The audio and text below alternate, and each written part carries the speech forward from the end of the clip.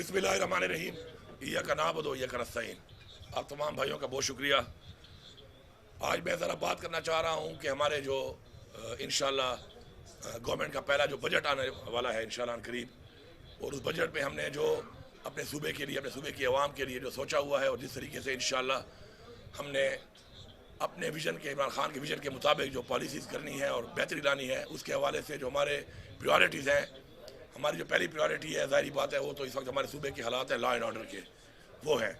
और इंशाल्लाह बहुत जल्द इंशाल्लाह हमने ऑलरेडी इस पर काम शुरू किया हुआ है और बहुत जल्द हम अपने जो हमारे एरियाज़ हैं जो उसमें कमियां हैं और ज़रूरत है लॉ एंड ऑर्डर को इम्प्रूव करने की, कोई स्पेसिफिक डिस्ट्रिक्ट हैं हमारे, कोई मर्जर एरियाज़ हैं, तो वहाँ पे इंशाल्लाह ऑलरेडी हम उसके लिए फ़ंड रिलीज़ भी कर चुके हैं और काम शुरू भी हो चुका है और मज़ीद भी इंशाल्लाह इसे बहुत बेहतरी लाएँगे, क्योंकि जब तक अमन व अमान कायम नहीं होगा तब तक तरक्की मुमकिन नहीं है। तो इंशाल्लाह ये हमारा मेन फोकस है। इसके साथ साथ जो है हमारा जो दूसरा प्रायोरिटी है वो है हमारा जो इस वक्त एनर्जी का एक क्राइसिस है हमारे सूबे के अंदर, और उसकी जिम्मेदार जो है फेडरल गवर्नमेंट है। सबको मालूम है कि हमारा सूबा जो है बड़ी सस्ती बिजली बनाकर पाकिस्तान को ही दे रहा है, विफाक को दे रहा है, उसके बाद महंगी बिजली हमारे लोगों को दी जा रही है, और यही गैस के साथ भी यही मामला है। लेकिन उसकी एक बदतरीन लोड शेडिंग हमारे सूबे पर मुसल्लत की जा रही है, और अगर ये समझते हैं कि उसकी वजह यह है कि यहाँ पर मैंडेट भी चोरी नहीं हो सका, बाकी तो मैंडेट चोरी हो गया, लेकिन यहाँ पे मैंडेट चोरी भी एक किया तो सही इन्होंने, यहाँ पर भी 13 हल्के इन्होंने चोरी किए हैं, लेकिन फिर भी हुकूमत बहुत वाज़ेह सियासत से बन गई है। तो अगर ये उस बुनियाद पे चल रहे हैं और ये समझते हैं कि ये इस तरीके से चल कर और ये इस तरीके की लगातार ये चीज़ जो नाइंसाफ़ी है ये जारी रखेंगे और हम इसके ऊपर खामोश रहेंगे, तो ये इनकी भूल है। मैं पहले ही बता चुका हूँ। मैं कौम को वादे करना चाहता हूँ और अपने सूबे की आवाम को वादे करना चाहता हूँ कि पहली बात तो ये है कि हमारा इतनी सस्ती बिजली देने के बाद, फिर इतनी महंगी बिजली और गैस लेने के बाद ये जो जुल्म हमारे साथ हो रहा है, तो ये अब मैं एक आखिरी जब बात करता हूँ तो ये कहते हैं धमकी। देखिए, धमकी में और वार्निंग में फ़र्क होता है। आप कोई चीज़ लेते हैं ना, तो आपकी बहुत जगह पर लिखा होता है कि वार्निंग, वो क्यों दी जाती है? ताकि आप अलर्ट हो। बिजली के करीब आप जाएँ, वहाँ पर लिखा होता है वार्निंग, बहुत सी जगहों पर लिखा होता है वार्निंग। अक्सर तो पुलों पर लिखा हुआ है पाकिस्तान में कि आप पुल के साथ खड़े हो तो कहते हैं वार्निंग, खबरदार, तस्वीर लेना जो है मना है। यहाँ पर वार्निंग दी जाती है ना, तो वार्निंग क्यों दी जाती है? क्योंकि वो ज़रूरी होती है, और अगर उसके ऊपर अगला अमल दरामद ना करे तो कल अगर उसके खिलाफ कोई कार्रवाई हो तो वो कार्रवाई के अंदर वो अपने आप को खुद मुर्तकब कर रहा है कि उसके खिलाफ कार्रवाई अगर हो रही है तो वार्निंग के बावजूद वो बाज नहीं आ रहा। अब 450 अरब से ज़्यादा इस वक्त खसारा है वापडा का, इसमें 110 अरब जो खसारा है जो बिजली की चोरी की मद में है वो हमारे सूबे का है। बाकी जो लाइन लासे का खसारा है उसके जिम्मेदार ये सिस्टम है, क्योंकि इमरान खान ने तो 3.5 साल हुकूमत की, इसके अलावा जो बरजुमान रहे, यही पार्टियां बरजुमान रहीं, इन्होंने सिस्टम को ठीक क्यों नहीं किया कि 120 अरब तक जो है वो सालाना खसारा आ जाता है सिस्टम की वजह से। उसके जिम्मेदार तो ये है। हमारा जो 1510 अरब रुपये देना है, मैं वादे कर रहा हूँ कि एक तो मेरी आवाम को चोर ना कहा जाए। हाँ, मजबूर है मेरी आवाम मर्जर की वजह से, हालात की वजह से, लॉ एंड ऑर्डर की वजह से, और लगातार जो सूबे के हालात चल रहे हैं रोज़गार ना होने की वजह से मजबूर है। बिजली की चोरी वापडा ही करवाती है, और उसमें अगर कोई लोग इन्वॉल्व हैं मजबूरी की वजह से, तो मैं ये बात बिल्कुल बर्दाश्त नहीं करूँगा कि मेरे लोगों को चोर कहा जाए। हम इस पर काम करेंगे, लोगों को एतमाद में लेंगे पहले, एतमाद में लेने के बाद, क्योंकि हमारे लाखों लोग जो है हमारे सूबे में मर्जर के बाद और ऑपरेशन के बाद शिफ्ट हुए हैं, तो उनको पहले ही इतने मसाइल, ना घर ना कुछ, ना रोज़गार, ऊपर से इतना बोझ, बिजली का इतना महंगा बिल तो कोई बर्दाश्त नहीं कर सकता।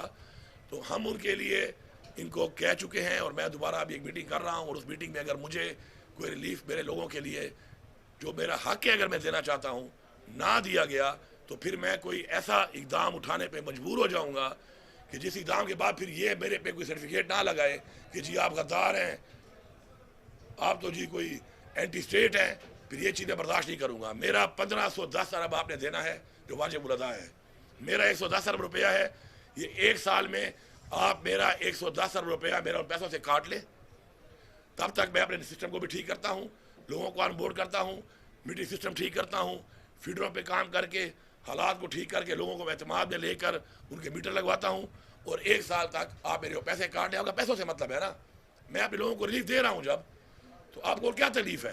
तो आपको ये बात माननी पड़ेगी। मैं इस तरह की लोड शेडिंग बर्दाश्त नहीं करूँगा। फिर अगर मेरे लोग लोड शेडिंग बर्दाश्त करेंगे फिर और ये जुल्म बर्दाश्त करेंगे और अपना हक और अपना पैसा जो मैं देना चाहता हूँ, मैं उनका नुमाइंदा हूँ इस वक्त, और आप उस पर भी कटौती करके अगर फिर रिलीफ नहीं देते तो फिर आप कर रहे हैं ज़ातियात, फिर आप कर रहे हैं विक्टिमाइजेशन। वो मैं नहीं छोड़ूंगा। फिर मैं कोई ऐसा इक़दाम उठाऊंगा कि फिर तकलीफ का अंदाज़ा सबको होगा कि जब बिजली नहीं होती तो कितनी तकलीफ होती है, फिर मुझे उस तरफ जाना पड़ेगा। बेहतर है कि हक के मुताबिक जो चीज़ मैं अपनी आवाम को देना चाहता हूँ और पैसे भर रहा हूँ, कटौती करा रहा हूँ, कोई खैरात भीख नहीं मांग रहा, तो वो आपको देनी पड़ेगी। उस पर मैं मीटिंग अभी करूँगा जाकर, और मुझे पूरी उम्मीद है कि रिलीफ देंगे, बात मानेंगे। पैसा तो मैंने देना है, पैसा तो मैंने कटवाना है अपना, और अगर नहीं देंगे फिर मेरी पूरी सूबे की आवाम जो है उनको मैं वादे करना चाहता हूँ कि बिजली और गैस ये दो महकमे हैं। 16 रुपये यूनिट से आज यूनिट 65 रुपये से ऊपर जा चुका है, मजीद महंगा भी कर रहे हैं। गैस के हालात भी वही हैं कि बिल 4 गुना 5 गुना आ रहा है। और उसके बाद अगर इन निकम्मों से मैं रिपीट कर रहा हूँ कि इमरान खान के टाइम में यही वसाइल थे, इमरान खान के टाइम में यही मुल्क था। अगर 16 रुपये यूनिट इमरान खान बिजली दे रहा था तो आज 65 रुपये पे मुझे बिजली क्यों नहीं मिल रही? सेम इज विद गैस, 145 से चला गया है, पेट्रोल इतना महंगा होकर ये पैसा कहाँ जा रहा है? ये तो पैसा आप लोगों पे टैक्स लगा कमा रहे हैं, किस पे लगा रहे हैं आप? सूबे के हकूक भी नहीं दे रहे, वाजिबात भी नहीं दे रहे, कर क्या रहे हैं आप लोग? तो इसका हिसाब अपने सूबे के हिसाब से तो मैं लूँगा और आपको देना पड़ेगा, वरना फिर मेरे सूबे के लोग जो हैं फिर वादे तौर पे फेडरल गवर्नमेंट के ख़िलाफ़ हम एक आवाज़ उठाएंगे, फिर हम एक तहरीक चलाएंगे। मेरी दो तहरीकें हैं, एक मेरी पार्टी की है, मेरे लीडर की है, मैंडेट की चोरी की है, एक मेरे सूबे का वो जिम्मेदारी जो मुझे इमरान खान ने दी है, एक वो भी है। फिर ये तहरीक का उससे ताल्लुक़ नहीं है, लेकिन ये तहरीक भरपूर होगी और फिर मैं आपको बताऊँगा कि इंशाल्लाह ये अवाम अपना हक लेना जानती है, जुल्म हम बर्दाश्त नहीं करेंगे। उसके बाद जो हमारे बाकी सेक्टर्स हैं, हेल्थ कार्ड हमारा माशाल्लाह शुरू हो चुका है, उस पर हमने काम करके बेहतर करने के लिए पूरा हम काम कर रहे हैं। और इंशाल्लाह हम सिस्टम को ज़रा, क्योंकि हमारे मुल्क में मसला ये है कि चीज़ें अब्यूज़ हो जाती हैं, तो उसमें जो कुछ अस्पताल थे जो उन्होंने ओवर बिलिंग की, कुछ और भी उनमें कमियां थी, क्राइटेरिया भी पूरे नहीं थे, और वो उस के बावजूद वो लिस्ट में थे हेल्थ कार्ड के, वो भी जो है इंशाल्लाह वो अस्पताल भी सारे के सारे हमने निकाल दिए। और क्राइटेरिया में जो पूरा नहीं होगा अस्पताल इस पर नहीं होगा। और हम कोशिश करेंगे कि अपने सरकारी अस्पतालों को हम उस लेवल तक ले जाएँ कि वहाँ पर हमारे सरकारी अस्पताल में ही सारा इलाज आपको मिल जाए, ताकि जो पैसा हेल्थ कार्ड का यूटिलाइज़ हो रहा है वो मुझे ही वापस आए सरकार को, ताकि उस समय बेहतर इस कार्ड के पैसे भी बढ़ा सकता हूँ, कुछ और चीज़ें कर सकता हूँ। तो उसके लिए साइकिल में लाने के लिए इंशाल्लाह हम इसके अंदर ये काम भी करेंगे। हेल्थ को हमने इम्प्रूव करना है, हमारी प्रायोरिटी है। कुछ एरिया जो हेल्थ में बहुत बैकवर्ड रह गए हैं, पीछे रह गए हैं, वहाँ पे इंशाल्लाह हमारी प्रायोरिटी है कि हम वहाँ पर हेल्थ की फैसिलिटीज़ लोगों को अपने इलाके में ही हम मुहैया करेंगे। हेल्थ कार्ड तो पूरे पाकिस्तान में बहुत जगहों पर इस्तेमाल हो रहा है, लेकिन अपने इलाके में जब आपको सहूलत मिलेगी तो उसका ज़्यादा फ़ायदा है कि आपको कहीं दूर जाना पड़े। एजुकेशन के हवाले से भी एक निज़ाम बेहतर हुआ था, दोबारा वो निज़ाम ख़राब हो चुका है। और उसमें जो है ना, टीचरों ने फिर सिफारिशें करके ड्यूरिंग दिस इंटरिम गवर्नमेंट, मैं देख रहा हूँ कि एक स्कूल में 6 टीचरें एक्स्ट्रा बैठी हुई हैं, तनख्वाह ले रही हैं, और वो स्कूल कुछ खाली पड़े हुए हैं। तो वो दोबारा सारा कुछ रिवाइज़ होगा, उसी तरीके से मॉनिटर होगा दोबारा, और हर स्कूल को टीचर हम मुहैया करेंगे और इंश्योर करेंगे कि वो टीचर उस स्कूल में मौजूद हो और तालीम दे। वरना मुफ्त की तनख्वाहें लेने वाला काम मज़ीद नहीं है, वजीफ़े नहीं चलेंगे इसके बाद। अब आ जाएँ आप हमारी जो डेवलपमेंट है, डेवलपमेंट में भी हमारे बहुत से ऐसे ज़िले हैं, बहुत इलाके हैं कि जो पीछे रह गए हैं, उनकी डेवलपमेंट नहीं हो सकी, ज़्यादती हुई। इंशाल्लाह उन बैकवर्ड एरियाज़ को, जैसे इमरान खान का विजन है कि हम ऊपर लेके आएंगे और बराबरी की बुनियाद पे उन इलाकों के साथ बराबर करें। इतने जल्दी नहीं हो सकते, लेकिन कम से कम इतने बेहतर हो जाएंगे, बिल्कुल ही बैकवर्ड ना हो। उन पे हमारा मेन फोकस होगा। अब इन्वेस्टमेंट कहाँ पे होगी? इन्वेस्टमेंट जो इंशाल्लाह हम करेंगे अपने पैसे की, चूँकि पैसा पर बिजली जब देंगे तो इंशाल्लाह पूरे पाकिस्तान के भी और बाकी बाहर मालिक से इन्वेस्टर जो है वो हमारे पास आएंगे, हमें उससे रोज़गार ही मिलेगा, रेवेन्यू भी मिलेगा, और इंडस्ट्री को एक सस्ते रेट में जब एनर्जी मिलेगी तो उससे इंडस्ट्री पाकिस्तान में ज़्यादा होगी और पाकिस्तान के एक्सपोर्ट्स में भी उसका फ़ायदा होगा। सरकारी नौकरियां हमने काफ़ी ज़्यादा दी हैं, काफ़ी लोग काफ़ी महकमों में सरप्लस हैं। बड़े अफसोस की बात है कि इसके ऊपर काम नहीं हुआ, और आज हमारे बहुत से ऐसे महकमे कि जिनको हुकूमत को कुछ देना चाहिए था, ताकि उन महकमों की वजह से हुकूमत को कुछ मिले और हुकूमत आगे वो आवाम पे लगाए, वो महकमे हुकूमत से मांगने के लिए बैठे होते हैं। और जो कुछ महकमे जो रेवेन्यू जनरेट कर रहे हैं, उनकी कैपेसिटी बिल्डिंग के लिए पैसा उन पर नहीं लग रहा। हालांकि अगर कैपेसिटी बिल्डिंग उनकी की जाए फॉर एग्जाम्पल एक्साइज डिपार्टमेंट अब है, उसमें KPRA है, अगर उसमें आप वही पैसा डिजिटाइज करने में उनके ऊपर इन्वेस्ट करें, उनकी कैपेसिटी बिल्डिंग करें, तो वो अपने रेवेन्यू को बहुत ऊपर ले जा सकते हैं। लेकिन उनका वो पैसा लगता है बेसिकली उन महकमों पे, उन निकम्मों पे, निकटुओं पे कि जो डिपेंडेंट हैं औरों के ऊपर और अपने आप को सेल्फ सफिशिएंट नहीं कर रहे। तो इस वजह से अब उनको कहा गया है कि अपने आप को आप लेके आएँ उस लेवल तक जो आपके अखराजात हैं वो तो आप खुद ही पूरे करें ही करें, बल्कि इसके अलावा आप आवाम के लिए भी कुछ दें और एक अपना ऐड करें अपना एक सिस्टम के अंदर कोई पैसा और रेवेन्यू, तो उसमें काम होगा। और जो कर रहे हैं काम बेहतर और जो रेवेन्यू आ रहा है उससे उस रेवेन्यू को बढ़ाने के लिए उन पर इन्वेस्टमेंट होगी। डिजिटाइज करना सिस्टम को बहुत ज़रूरी है। दुनिया में जहाँ पे तरक्की हम देखते हैं कि तरक्की है उसकी वजह है, वजूहात हैं, हमने उस पर काम करना है और वो तरक्की तभी हो सकती है सिस्टम जब डिजिटाइज हो जाए। अभी आज ऐसा सिस्टम दुनिया में आ चुका है कि मेरा हेल्थ कार्ड कोई अब्यूज़ नहीं कर सकता, मेरे पास पूरी फैमिली की हिस्ट्री आ जाएगी, उसे पता होगा कि कौन कौन सी बीमारियां हैं, इस बीमारी पे कितना पैसा लगा है, कब लगा है, उसके बाद दोबारा क्यों आई है। लेकिन उस पर बड़ी कॉस्ट आती है पर हॉस्पिटल, उसमें टाइम जरूर लगेगा, लेकिन आहिस्ता आहिस्ता हम कुछ मसालों में इसको शुरू करेंगे ताकि टाइम में जाके सिस्टम एब्यूज़ ना हो सके। देखिए करप्शन के खात्मे के लिए ज़रूरी है कि करप्शन के जो मौके हैं, जो गुंजाइश है सिस्टम में, उसको ख़त्म किया जाए। उसके बगैर करप्शन को जो है, ये नैब के इदारे भी बने, एंटी करप्शन भी चल रही है, बहुत एहतसाब की बातें हुई, लेकिन वो क्यों कंट्रोल नहीं हुई? क्योंकि दुनिया में जो एक मैकेनिज्म है ख़त्म करने का, वो सिस्टम के अंदर ही करप्शन करने की गुंजाइश ना हो, वो है। और हम उस पर अभी तक नहीं गए, इंशाल्लाह हम उस पर जाएंगे। और मैं वादे पैगाम दे रहा हूँ, करप्शन के ऊपर मेरा वादे पैगाम है और ये पैगाम इस्लाम के मुताबिक है कि रिश्वत लेने और देने वाला दोनों झरमी है। मैं वादे तौर पे कह रहा हूँ कि रिश्वत देने वाले ही फैसिलिटेटर बने हुए हैं शैतान के और रिश्वत लेने वालों को उस पर लगा रहे हैं, तो ये दोनों बराबर के मुजरिम हैं। अगर किसी बंदे पे साबित हो उसे रिश्वत ली है तो वो तो जाएगा घर, काम शुरू हो चुका है, आपको पता चल रहा है कि इंशाल्लाह ऊपर लेवल पे हो रहा है, नीचे वाला नहीं, ऊपर से शुरू किया हुआ है। और अगर साथ जिसने रिश्वत दी है वो भी साथ घर जाएगा, उसको भी वही सजा मिलेगी। इसलिए बेहतर है लेना भी छोड़ दो और देना भी छोड़ दो, क्योंकि दोनों जो है ना वो बचेंगे नहीं। अब तो मेरा वादे पैगाम है, बार बार दे रहा हूँ, मुझे कोई शौक नहीं है लोगों को निकालने का। फिर सिफारिशें शुरू हो जाती हैं, फिर मिन्नतें शुरू हो जाती हैं, फिर तल्ले शुरू हो जाते हैं। तो आप ऐसा काम ही ना करें कि आपको सिफारिश करनी पड़े, मिन्नत करनी पड़े और तरले करने पड़े। मैं समझता हूँ कि रिश्वतखोर को निकालने से मुझे कम से कम बदुआ नहीं, मैं बदुआ से बड़ा डरता हूँ, लेकिन ऐसे बंदे को निकालने से मुझे उसकी बदुआ नहीं लगती, बल्कि मुझे लोगों की दुआ ज़्यादा मिलेगी। तो बेहतर है कि इस काम को आप ना करें और आप इस काम से गुरेज करें। कुछ सेक्टर हमारे जो है बहुत ज़्यादा इस वक्त ऐसे हैं कि जिनमें हमारा रेवेन्यू बहुत बढ़ सकता है। माइनिंग उसमें हमारा अल्लाह की तरफ से हमें दिया गया है, उसके अंदर इंशाअल्लाह हम इतना बेहतरीन एक निज़ाम ला रहे हैं, एक अपनी माइनिंग कंपनी बना रहे हैं और एक परसेंटेज करके परसेंटेज लेवल के ऊपर काम होगा। जो रेट माइनिंग के दिए हुए हैं इन रेटों के ऊपर तो लगता है कि जो हमारी माइनिंग इस्तेमाल कर रहा है वो लगता है कि शायद ये उसकी ज़ाती कोई मलकियत है और वो खैरात दे रहा है हुकूमत को। ऐसा नहीं चलेगा। अब आप काम करें, अल्लाह आपको नसीब करे। निज़ाम बनने वाला है, एक्ट में तब्दीली आ जाएगी, अपनी माइनिंग कंपनी गवर्नमेंट की बन जाएगी। उसके बाद आप इन्वेस्टमेंट ज़्यादा करेंगे तो आपको माइन मिलेगी, आप काम नहीं करेंगे आप घर जाएंगे।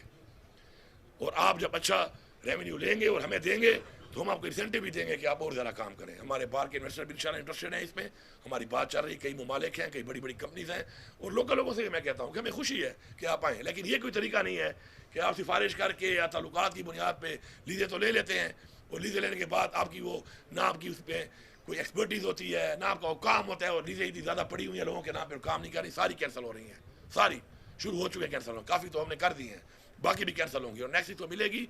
एक टाइम पीरियड में अगर वो काम नहीं करेगा तो उस टाइम पीरियड के बाद उतना ही पैसा उसमें टैक्स आएगा जितना काम करके वो निकालता और हमें देता, या फिर वो फारे घर जाएगा। तो इसलिए बेहतर है उस काम में ना घुसो जो काम आप नहीं कर सकते हो, वही करो जो आप कर सकते हो। आखिर में मेरा ये मैसेज है पूरे सूबे को, पूरे सूबे की आवाम को कि ये इमरान खान की हुकूमत है और इमरान खान के विजन के मुताबिक अल्लाह ने मुझे एक मौका दिया है, मैं आपके साथ हूँ। और मैं सिर्फ ये नहीं कह रहा कि मैं कोई सरकारी अफसरान के खिलाफ हूँ। अल्हम्दुलिल्लाह मुझे फ़ख्र है इस बात पे कि हमने विक्टिमाइजेशन नहीं की, हमने एक मिसाल कायम की है कि जो हमारे साथ हुआ, जिस तरीके से किया गया, अगेंस्ट द लॉ किया गया, गलत तरीके से किया गया, कानून को तोड़ा गया, बार बार तोड़ा गया, ज़ातियात की गई, आइन शिकनी की गई, उसके बावजूद भी इस मुल्क के लिए हमने सबको माफ़ किया और हमने कहा आगे बढ़ो। और मैं इस पर पूरी अपनी पार्टी का, क्योंकि ये मेरे साथ नहीं हुआ, मेरी पूरी पार्टी के साथ हुआ है सूबे में, मुझे फ़ख्र है अपने वर्कर्स पे, अपनी लीडरशिप पे, अपने लोगों पे, अपनी आवाम पे कि उन्होंने इस चीज़ को समझा कि किसी मजबूरी के तहत किसी ने गलती की है तो उस गलती को माफ़ करके अगर वो इस्लाह की तरफ आता है तो हम इस्लाह पे खुश होकर उनको आगे साथ चलने को भी तैयार हैं। लेकिन अगर कोई फिर भी इस्लाह नहीं करता तो फिर मेरे ख्याल में वो फिर सज़ा के लिए भरपूर तैयार रहे, और सज़ा भी सख्त सज़ा होगी, मजाक वाली नहीं होगी। मेरे पॉलिसी में नहीं है कि मैं बंदे को ट्रांसफ़र करूँगा, मैं टर्मिनेट करूँगा। ये आप याद रखें, मैं बरमला कह रहा हूँ, टर्मिनेट फ्रॉम सर्विस। और अगर कोई ज़्यादा सबूत आ गए तो फिर पेंशन भी ख़त्म करूँगा। जो ऐसा भी करूँगा फिर कि जो तनख्वाहें ली हुई हैं, फिर चाहे अपना सारा खाया हुआ माल वापस करने के लिए वो सारी तनख्वाहें भी दोबारा वसूल करूँगा। इसलिए बेहतर है कि ऐसे इक़दाम की तरफ मुझे ना जाना पड़े, अपनी इस्लाह कर लें, अपनी इस्लाह कर लें और इस्लाह करके आगे बढ़ें, और आगे बढ़ के अपना किरदार अदा करें इस सूबे की तरक्की में। इस सूबे की जो आवाम की इसके मसाइल के लिए आपको तनख्वाह दी जा रही है, आवाम के टैक्स के पैसे से मराहत दिए जा रहे हैं, उसके लिए अपना वो किरदार अदा करें। इस जहान आवाम के सामने सुरखरू हों, उस जहान अल्लाह के सामने सुरखरू हों। लेकिन मैं आवाम को यही बता रहा हूँ कि मैं इसी तरह अपने लोगों को भी सपोर्ट करूँगा कि अगर आवाम ज़्यादती करती है किसी के साथ, क्योंकि कई दफ़ा आवाम भी ज़्यादती करती है, ज़रूरी नहीं सरकारी अफसरान को यहाँ पे हम कई इल्ज़ाम लगा सकते हैं कई चीज़ों पर कि हमारे खारजा पॉलिसी में हम गुलाम हैं, बाहर के हमारे पे बाहर के हुक्म हमारे पे आते हैं और हमें वो मानने पड़ते हैं, हमें मानते हैं। हमारी पॉलिसी ऐसी बनाई गई हमारे उन लोगों की ने बनाई गई जिनको हमने खुद ही बड़ा बनाया और उन्होंने हमें एक आज़ाद होने के बाद फिर गुलाम बनाया। लेकिन इसमें एक बात बड़ी क्लियर है, पॉलिसीज़ के अंदर जो ये सिस्टम में लोग हैं ये हमारे ही लोग हैं, ये आपका भाई है या मेरा है, कोई बाहर से नहीं आया हुआ। ये अपनी इस्लाह कर रहे हैं और अगर इस्लाह करके ठीक हो रहे हैं आप इनको सपोर्ट करें। हाँ, जो ठीक ना हो उसको फिर सजा देने के लिए मैं आवाम के साथ हूँ, उनके साथ नहीं हूँ। इसी तरह उनको भी मैं मैसेज दे रहा हूँ, अगर आपके साथ कोई ज्यादती करेगा तो मैं ज्यादती करने वाले के साथ बिल्कुल नहीं होगा, मैं उसके साथ होऊंगा जिसे ज्यादती होगी। ये क्लियर मैसेज है। इस मैसेज के साथ सिस्टम को आपने ठीक करना है, सिस्टम को आपने बनाना है। जब आपका वज़ीर आला कह रहा है, आपकी हुकूमत कह रही है कि वो आपका साथ देती है इन चीज़ों में कि आप करप्शन को रोकें, आप क्वालिटी ऑफ वर्क को देखें, उसको रोकें। क्वालिटी अगर ठीक नहीं है आपको पूरा इख्तियार है, उसके लिए आपको न एक्सेल होने की ज़रूरत है, न SDO होने की ज़रूरत है, न MP होने की ज़रूरत है, न MNA होने की ज़रूरत है, न बलदियाती नुमाइंदा होने की ज़रूरत है। आपको मैं इख्तियार दे रहा हूँ आपको, आप रोकें, आप रोकें, मेरे तक पहुँचाएँ। मेरा इंशाल्लाह जो पोर्टल मैं लगा रहा हूँ, ट्रैकिंग सिस्टम के सारे पोर्टल मैं इंशाल्लाह एस्टेब्लिश कर रहा हूँ। बार वो बन रहा है, थोड़ा टाइम लग रहा है क्योंकि इंटरनेशनल स्टैंडर्ड्स के मुताबिक होगा, उसमें मैं खुद ट्रैक करूँगा हर चीज़ को। आपको मैं यकीन दिलाता हूँ कि मैं आपके साथ हूँ, और जब मैं आपके साथ हूँ तो इसका मतलब ये है कि आप हर हद तक जाएं और इस चीज़ को रोकें जो पॉलिसी मैं आपको बता रहा हूँ, और मैं आपका साथ दूंगा। हाँ, अगर आपको ये लगे इसके बाद मेरे साथ ये मेहनत करने के बाद कि शायद मैं आपके साथ नहीं हूँ, तो फिर आपको दिल बर्दाश्त होना चाहिए। नाउमीदी जो है वो कुफर है, हराम है, नाउमीदी नहीं करनी। मुझे इमरान खान ने सिखाया, हमेशा इमरान खान ने कहा उम्मीद का, होप का। मैं उसी होप की बुनियाद पे आपसे ही होप करता हूँ, अफसरान से ही होप करता हूँ, अपनी आवाम से ही होप करता हूँ कि इस होप के साथ इंशाल्लाह हमने आगे बढ़ना है, और हमने अपने इस कम टाइम में इंशाल्लाह अपने लोगों को पाँव पे खड़ा करना है। नौजवान, मेरे बच्चे और बच्चियाँ सब सुन लो, क्लास 4 में अगर मैं आपको भर्ती करता हूँ सरकार पे बर्डन डाल के और ज़रूरत नहीं है, तो उससे बेहतर है कि मैं आपको रोज़गार देना चाहता हूँ। मैं आपको अपने घर में रोज़गार दूंगा, मैं आपको ग्रांट भी दूंगा रोज़गार की, मैं आपको बिला सूद कर्जे भी दूंगा रोज़गार के लिए, और उस रोज़गार के लिए मैं आपको पैसा दूंगा। लेकिन मैं फिर वेरीफाई ज़रूर करूंगा कि मैंने जिस काम के लिए पैसा दिया था क्या आप वो काम कर रहे हैं या आप वो खा गए हैं। फिर जो खाएगा वो जेल भी जाएगा। ये नहीं है, क्योंकि वो पैसा मेरा नहीं है, वो पैसा इस आवाम का पैसा है, टैक्स का पैसा है। उसके लिए इंशाल्लाह आप 5-5, 7-7 लाख रुपए भरते हो यार। हम सुनते हैं, देखते हैं, लोग कहते हैं क्लास 4 की नौकरी 25,000 रुपये तनख्वाह है। वो यार 5-6 लाख रुपए की एक 2 गाय क्यों नहीं लेते हो? 30 किलो दिन का दूध देंगी। आज दूध का रेट क्या है? वज़ीर की तनख्वाह वो कमा के दे देंगी 3 गायें। यदि वज़ीर आला की तनख्वाह है 2.5 लाख रुपये तनख्वाह है वज़ीर आला की, अफसरों की तनख्वाह तो बहुत कम है।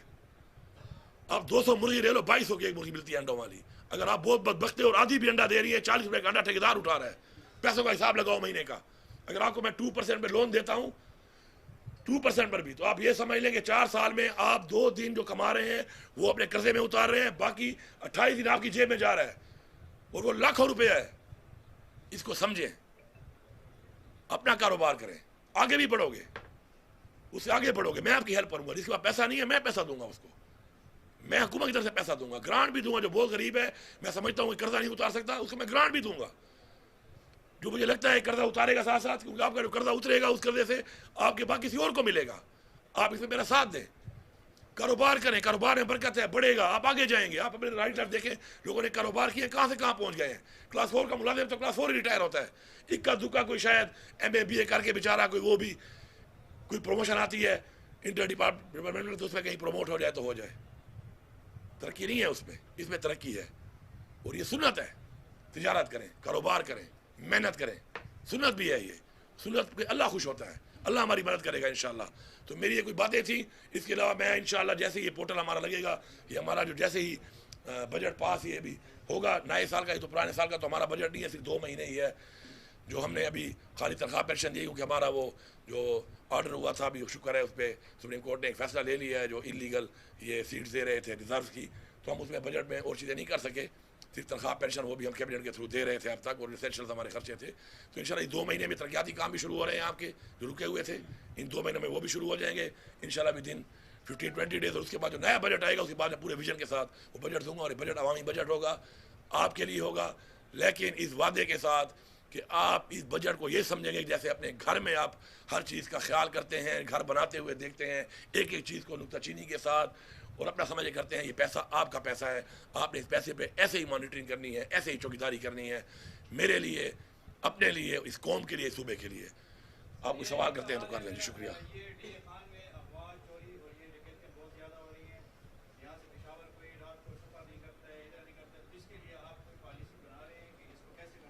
मैंने शुरू में जो बात की लॉ एंड ऑर्डर की, वो यही चीज़ है, उसी में आती है ये चीज़ भी।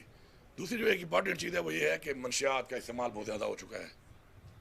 मंशियात के ऊपर तो हमने इंशाल्लाह अभी ऐसा हम एक सिस्टम ला रहे हैं, और बहुत जल्द इंशाल्लाह 1 महीने में आ जाएगा, कि जो हमारा चेकिंग का तरीका है, अगर इसमें कोई आपकी ह्यूमन इंटेलिजेंस के साथ आपको पता ना चले कि फलाने खाने में कोई चीज़ छुपाई हुई है, तो आपको पता चला नामुमकिन है, क्योंकि आपके पास कोई सिस्टम ही नहीं है उसका। अब इंशाल्लाह सिस्टम आ रहा है कि हमें उसके ज़रिए पता चलेगा ऊपर से ही स्कैन करके कि गाड़ी में मंशियात है या बारूद, दोनों चीज़ों का। आइस जो है और हेरोइन, एक ख़ास मकदार के बाद मैं इंशाल्लाह एक्ट लेके जा रहा हूँ असम्बली में, सज़ाए मौत होगी उसके ऊपर। मैं ड्रग ट्रैफिकर्स को, इन मंशियात फरोशों को जो मेरी कौम को तबाह कर रहे हैं, कभी भी नहीं छोड़ूंगा, और मैं इनको लटकाऊंगा। मैं इनसे कह रहा हूँ कि मेहरबानी करके ये काम छोड़ दो, वरना आप लटके हुए मिलोगे, आपको मैं सूली पे लटकाऊंगा, क्योंकि आप हमारी पूरी कौम को सूली पे लटका रहे हो। तो ये भी वाज़ेह है कि उस पर एक एक्ट भी आ रहा है इंशाल्लाह। और चूँकि मंशियात का इस्तेमाल ज़्यादा हो गया है, स्पेशली आइस उसका ज़्यादा हो गया है, तो थोड़ा फ़र्क है जो मैंने स्टडी की है इसमें। हेरोइन जो है वो बंदे को कमज़ोर करके, बस वो ये है कि उसने कोई चोरी कर ली छोटी मोटी, कोई कैटा ही चोरी कर ली, या कोई सरिया तोड़ लिया, या कोई बैटरी चोरी कर गया। ये आइस जो है बड़ी ख़तरनाक चीज़ है, ये इंसान के अंदर ताकत ले आती है, दिमाग सो रहा होता है, जिस्म जाग रहा होता है। ये चीज़ बड़ी है, मैं आपको लिख के देता हूँ कि मैंने जो अपना एनालिसिस किया है, ये आइस के इस्तेमाल वाले लोग हैं जो ये कर रहे हैं। अब इंशाल्लाह हम अनकरीब जो है यूनिवर्सिटीज़ में और कॉलेज में पहले वगैरह टेस्ट करने लगे हैं, ताकि हमें पता चले कि हमारे स्टूडेंट्स पहले तो जो हमारा मुस्तकबिल है, जो वो नौजवान पढ़े लिखे जिन्होंने हमारा नाम रोशन करना है पाकिस्तान में या बाहर जाके, उनकी क्या पोजीशन है, उनके घरों को पता चले, हमें पता चले। और साथ साथ इसके अलावा जो हमारे इसके अलावा लोग हैं फेज़ 2 में, हम उनका भी टेस्ट करेंगे और सीधा रिहैब भेजेंगे, ताकि बजाय वो क्राइम करते रहें अपना नशा पूरे करने के लिए और तबाही करें अपनी भी और किसी और की भी, तो उससे बेहतर है कि उन पर हम इन्वेस्टमेंट करें, उनको रिहैब में डालकर उनको रिहैब में ठीक कर लें। और जो ठीक होने को तैयार नहीं है मेरे भाई, फिर 2 जेलें हैं जो मैं तैयार कर रहा हूँ। फिर आप रिहैब के बजाय आप अगर बात नहीं होगे, फिर आप जेल में ही पड़े रहोगे, खुश होते हो खफा होते हो। अब ये लाइव में जितने कमेंट्स आ रहे हैं हम देख रहे हैं, ये खान के इमाम यही कह रहे हैं कि लोड शेडिंग का जो अभी मसला है ना, वो फौरी तौर पर किस तरह हल हो। वो मैंने पहले आपको बता दिया कि देखें ये फेडरल गवर्नमेंट है, ये 2 जो डिपार्टमेंट्स हैं फेडरल गवर्नमेंट के हैं, बिजली भी और गैस भी। और आपको पता है कि फेडरल गवर्नमेंट ने हमारे पहले तो हमारे लीडर को उन्होंने अंदर डाला हुआ है और बेगुनाह डाला हुआ है, किसी केस में कुछ भी नहीं है। अब तो बच्चे को पता चल गया कुछ नहीं है केसों में। और इन हालात में हमारे साथ जो रवैया है, हमें अपने बकाया जात भी नहीं दे रहे, पैसा भी नहीं दे रहे, मुझे चीफ सेक्रेटरी नहीं मिल रहा है 2 महीने से। अब मेरे पास पावर है इसकी कि मैं चीफ सेक्रेटरी को, इस वाले को फारिग करके और अपना चीफ सेक्रेटरी सूबे वाला बिठा दूँ। और ये पहले हो चुका है इस मुल्क में, लेकिन मैं नहीं चाहता इस तरह कि मैं ऐसे प्रेसिडेंट बनाऊँ कि जो ठीक नहीं है, क्योंकि वो अफसर जो है उसकी तरफ मजरू ना हो। अच्छा अफसर है, मेरे सूबे का नहीं है, मेरे सूबे का मुझे चाहिए, अपनी टीम मैंने लानी है। मतलब है कि मैं नहीं चाहता कि अच्छा अफसर है, अच्छा काम मेरे साथ कर रहा है, कि मैं उसकी बेइज्जती करूँ। क्योंकि हमें कोई उद्देश्य ये नहीं मिलती, अल्लाह माफ़ करे, कि हम लोगों की मतलब बेइज्जती करें या अपना हुक्म चला के लोगों को जो है नीचा दिखाएं। तो ये जो चल रहा है, तो जल्दी की जो बात ये कर रहे हैं, तो जल्दी की बात यही है कि सबको पता होना चाहिए। और जो हम जो कहते हैं कि मैंडेट चोरी हुआ, आवाज़ उठाओ, तो आप आवाज़ नहीं उठाते। यही निकम्मे लोग आप पे मुसलत रहे हैं पिछले 50 साल से। फिर इमरान खान के जाने के बाद फिर इनको मुसलत किया, एकदम इन्होंने महंगाई वहाँ पहुँचा दी, फिर उसके बाद फिर ही हालत पहुँचा दी, फिर PDM2 का तजर्बा भी आपके सामने आ गया है। तो मैं इसके लिए शराफत से इनसे बात कर रहा हूँ, वार्निंग दे रहा हूँ। फिर ये है कि आप जो ये कमेंटें कर रहे हैं ना भाई, कमेंटों से काम नहीं चलेगा, फिर निकलना पड़ेगा।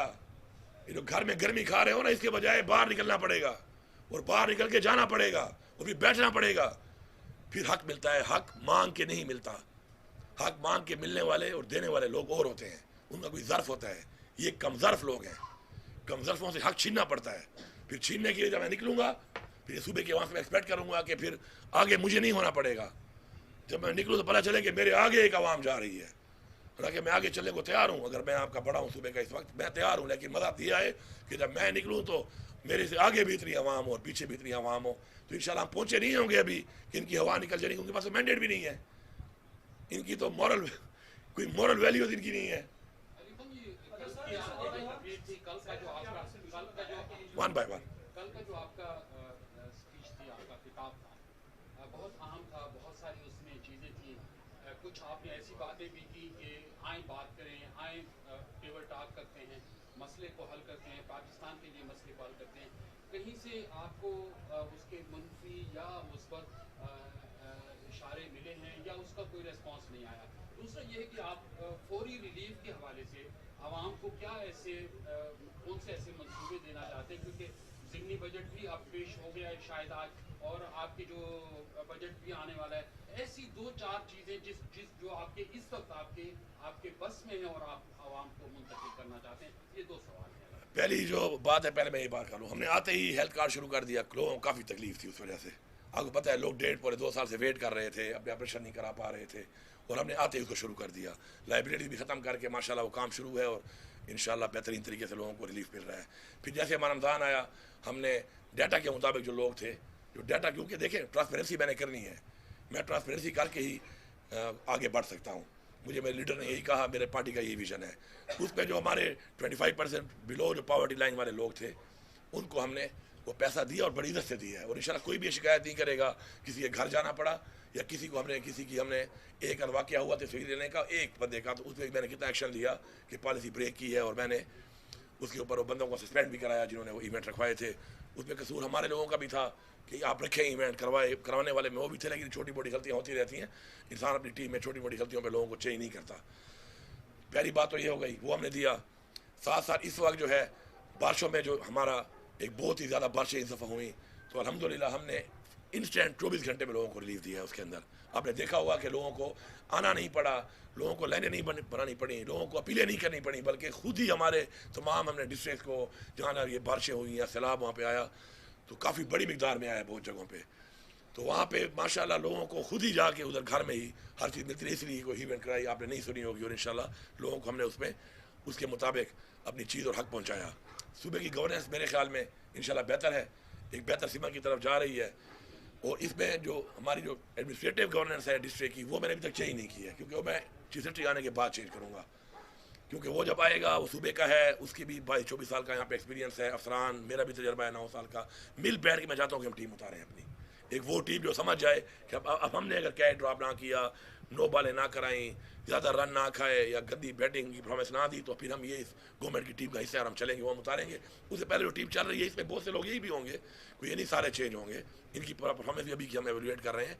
तो इंशाल्लाह हमने गुड गवर्नेंस बेहतरीन तरीके से देनी है। और अब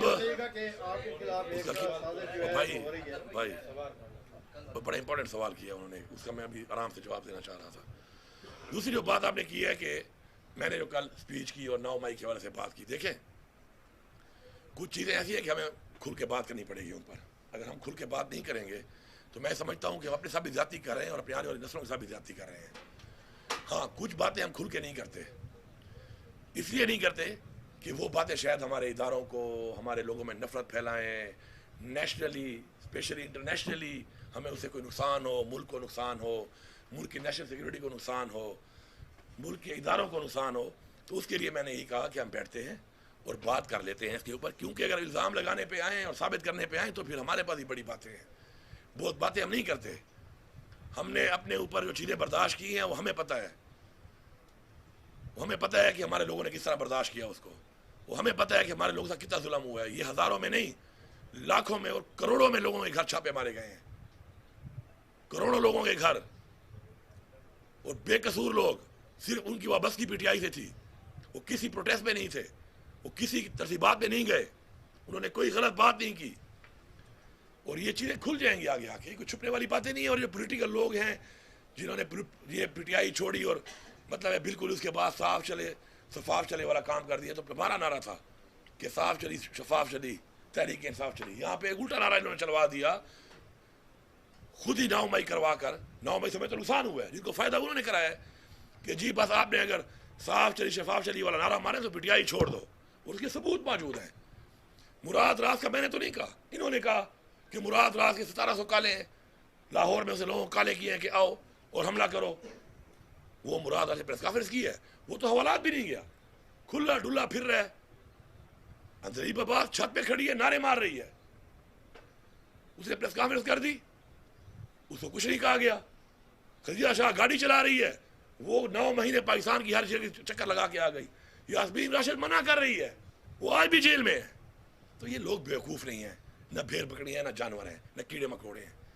हाँ, चुप हैं, चुप हैं, तो उससे फ़ायदा लेकर अगर आप ये करेंगे कि डंडे चलाई जाओ तो चुप कराई जाओ, क्या ये पुलिस, ये इदारे इसलिए बने हैं कि लोगों पे ऊपर जुल्म करें, लोगों की आवाज़ बंद करें, लोगों को अपनी मर्ज़ी के मुताबिक वोट ना देने दें, अपनी मर्ज़ी की पार्टी ना चुनने दें, अपनी मर्ज़ी का लीडर ना चुनने दें।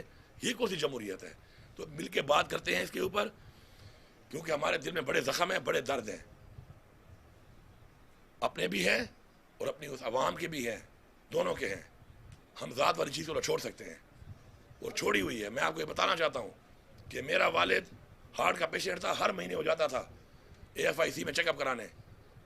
जब मैं आया, पता चला और मैं यहाँ पे आया उसके फोत होने के बाद, जान तो अल्लाह लेने और देने वाला है, तो मुझे बीवी ने बताया कि वो पिछले 11 महीने से नहीं गया था चेकअप कराने, क्योंकि मेरे घर अपना ज़ाती पता नहीं क्या समझ कर, मैं कोई ऐसी अल्फाज इस्तेमाल करूँगा इनके बारे में, हर दूसरे दिन घुस जाते थे और मेरी बीवी और बच्चे अकेले होते थे यहाँ पर। तो कौन जिम्मेदार है? मेरा वालिद चेकअप कराने नहीं गया, कौन जिम्मेदार है उसका? मैं किसे पूछूं, किसे बदला लूँ उसका कि वो चेकअप कराने नहीं जा सका?